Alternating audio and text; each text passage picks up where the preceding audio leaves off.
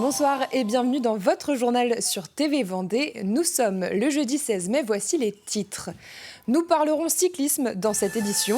Ce sera la suite de notre feuilleton commencé hier. Les chutes sont nombreuses dans les pelotons durant les courses. Alors nous essayerons d'en connaître les raisons. Nous découvrirons le dispositif Escorté qui va se déployer à Beauvoir-sur-Mer dès le mois de juin. Il s'agit d'attirer les jeunes médecins en privilégiant le travail d'équipe au sein du corps médical. Enfin, nous parlerons des fraudes à la sécurité sociale. En Vendée, il y a eu 234 cas détectés en 2023. La CPAM a donc décidé d'agir en renforçant ses équipes de lutte contre la fraude. Et on commence avec la deuxième partie de notre dossier consacré à la sécurité dans le cyclisme. Les chutes sont de plus en plus nombreuses et les conséquences sont plus ou moins graves. Hier soir, nous dressions un état des lieux en Vendée. Ce soir, nous nous intéressons aux possibles causes de ces accidents. Un reportage signé Simon Philippot et Alexandre Lenaour. Parmi les causes avancées des récentes chutes, l'évolution du matériel est souvent évoquée, entraînant une augmentation de la vitesse. Comparaison entre un vélo de 2004 et un vélo de 2024. Outre la forme et l'apparition du tout carbone, un détail est important. Vous avez aussi le freinage des deux vélos qui va changer avec la mâchoire du patin de frein et ici du coup un freinage à disque qui permet aussi une meilleure efficacité. Autre évolution dans ce vélo, c'est que là vous avez un passage de vitesse 100% électronique, même Wi-Fi, puisque vous n'avez pas de câble qui relie les poignées de frein des dérailleurs, que ici vous pouvez voir qu'il y a des câbles partout. La géométrie des vélos a aussi changé, ils sont devenus plus compacts, rapprochant les coureurs du guidon. Mais le matériel n'est pas la seule cause avancée, le comportement des coureurs a aussi évolué. Les athlètes sont de plus en plus égocentrés et que ça impacte leur comportement en course. Ils pensent à eux, à leur pilotage, leur approche de la course et beaucoup moins à leur environnement et aussi à l'intégrité physique du gars à côté qui n'a pas forcément le même maillot ou la même nationalité, etc. Et là aussi, on doit avoir un discours entre guillemets sensibilisé sur ça, quoi. La qualité des parcours et des organisations est aussi mise en cause avec une interrogation. Le business prime-t-il sur le sportif désormais ? Certains organisateurs peuvent se voir imposer une partie de leur parcours par leurs partenaires financiers, parfois au détriment de la sécurité. Je vais peut-être jeter un pavé dans la mare, mais je pense qu'en fait, à partir du moment où il y a de l'argent, un maximum d'argent, de l'image, du pouvoir en jeu, on pourra mettre ce qu'on veut en place. Le sportif de haut niveau, l'être humain et ce qui l'encadre, ira toujours vers le risque, vers le plus haut, le plus loin, le plus fort. La sécurité des cyclistes en course comme à l'entraînement est un enjeu majeur qui nécessite l'effort de tous les acteurs. Il est impératif de trouver l'équilibre entre la recherche de l'excellence sportive et la protection de la vie humaine. La balle est désormais dans le camp des instances internationales du cyclisme.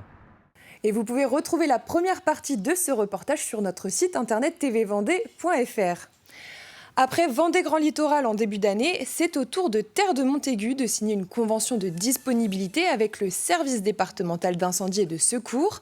Elle précise les conditions et modalités pratiques de la disponibilité accordée par l'employeur à l'agent pendant son temps de travail au SDIS de la Vendée.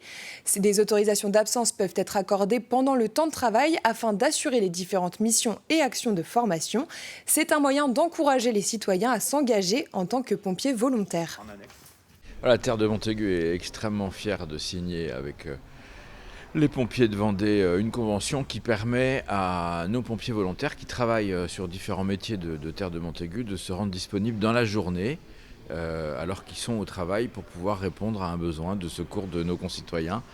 C'est une manière aussi de nouer des relations plus fortes encore avec le service d'incendie et de secours, sa présidente Bérangère Soulard et l'ensemble de l'état-major du SDIS qui est évidemment aux côtés des besoins de la population de Terre de Montaigu et d'organiser le maintien des conditions de sécurité optimales sur l'ensemble du territoire. Découvrons à présent cette nouvelle initiative pour lutter contre la pénurie de médecins. Le dispositif Escorté a été lancé à Beauvoir-sur-Mer lors d'une signature officielle entre la préfecture, la CPAM et l'ARS. Escorté, cela veut dire équipe de soins coordonnée référente territoriale, mais plus concrètement, c'est un partenariat pluridisciplinaire entre les maisons de santé et une équipe de soins primaires. C'est un véritable travail collaboratif avec pour objectif d'attirer les jeunes médecins. L'idée actuellement, c'est de se dire, si je veux venir dans un territoire, je me retrouve avec une foule de gens qui vont demander à ce que je les suive et je vais être tout seul. Et donc, c'est pour les jeunes actuellement, les jeunes générations, elles ont envie de se sentir épaulées un petit peu. Donc, l'idée de ce projet, c'est ça. C'est de leur montrer qu'il y a une équipe derrière, ou avec, plus exactement. Ils ne sont pas devant et les autres derrière, ils sont tous ensemble. Et l'idée, c'est de faire en sorte qu'ils se disent, finalement, c'est viable, c'est réalisable, parce que je ne suis pas tout seul.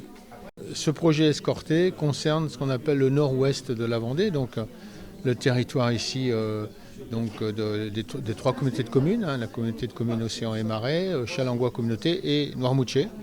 Et ça s'appuie sur la communauté territoriale de santé qui est portée par le docteur Brutus, qui est à l'origine de ce projet. Et puis le soutien de l'État, donc à travers l'ARS, qui apporte une aide de 150 000 € pour lancer le dispositif et le soutien, comme l'a dit le directeur de la CPM, pour rembourser les actes médicaux.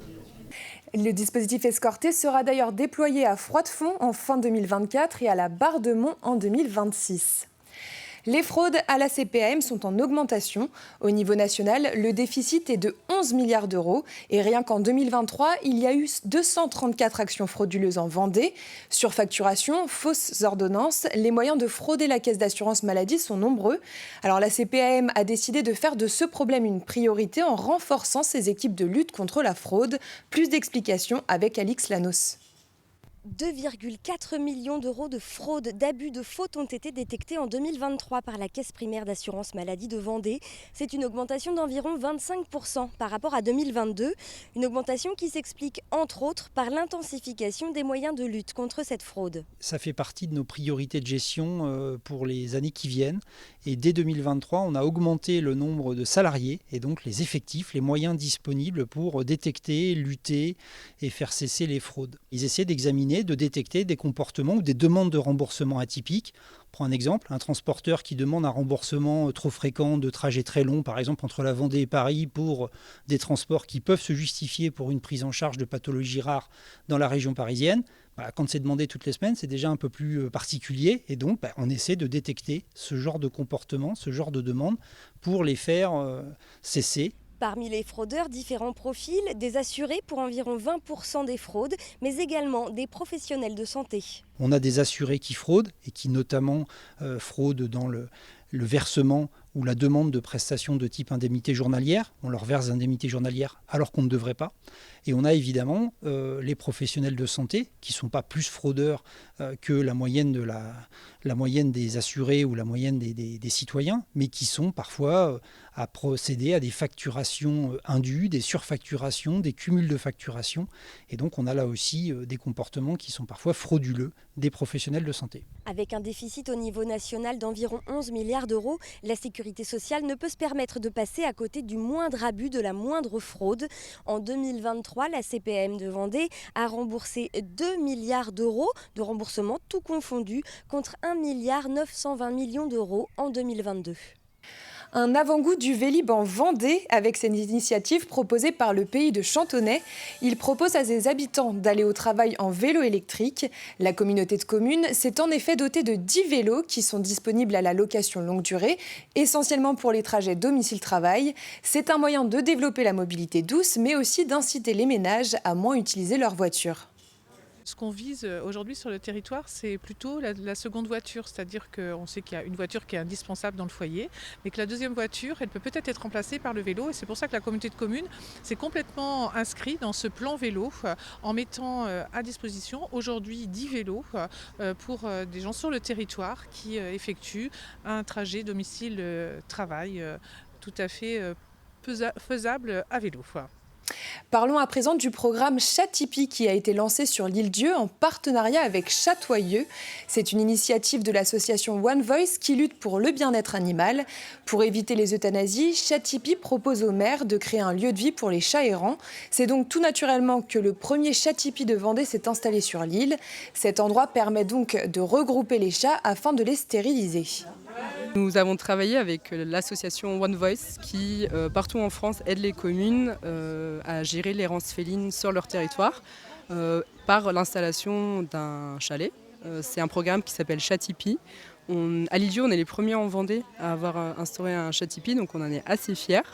Et pourquoi est-ce qu'il faut un chalet aux chats errants? Puisque justement, on va y placer des chats qui ne peuvent pas trouver de foyer, soit parce qu'ils sont un peu trop sauvages ou parce qu'ils sont vraiment habitués aux conditions de vie à l'extérieur. Mais ces conditions restent extrêmement misérables partout en France, aussi sur une île. C'est pour ça qu'on leur donne un abri. Et on termine cette édition avec un concours photo organisé par la communauté de communes Vendée-Sèvres-Autise. Le thème de cette deuxième édition est la nature en mouvement.